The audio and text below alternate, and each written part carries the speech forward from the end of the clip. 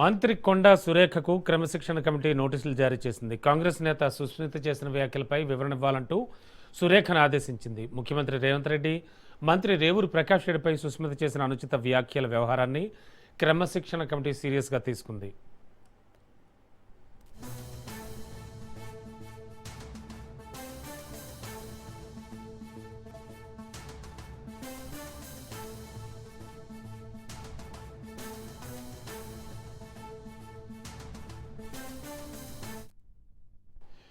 ఈ విషయంపై 3 రోజుల్లోగా వివరణ ఇవ్వాలంటూ మంత్రి కొండా సురేఖకు నోటీసులో స్పష్టం చేసింది. ఇదే సమయంలో మాజీ మంత్రి చిన్నారెడ్డికి కూడా క్రమశిక్షణ కమిటీ నోటీసులు జారీ చేసింది.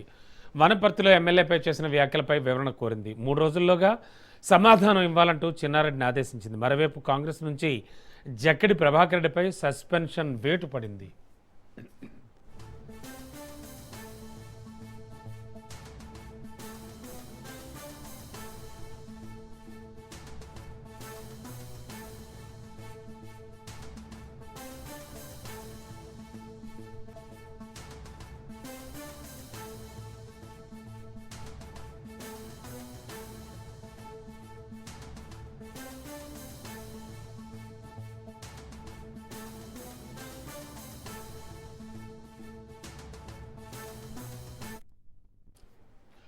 వ్యక్తిగత అంశాలతో పాటు కులాల పేరుతో దూషించినట్లు ఆధారాలున్నాయని పార్టీ పేర్కొంది. దీంతో పార్టీ క్రమశిక్షణను ఉల్లంఘించినందుకు ప్రభాకర్ రెడ్డిపై కాంగ్రెస్ సస్పెన్షన్ చర్యలు తీసుకుంది.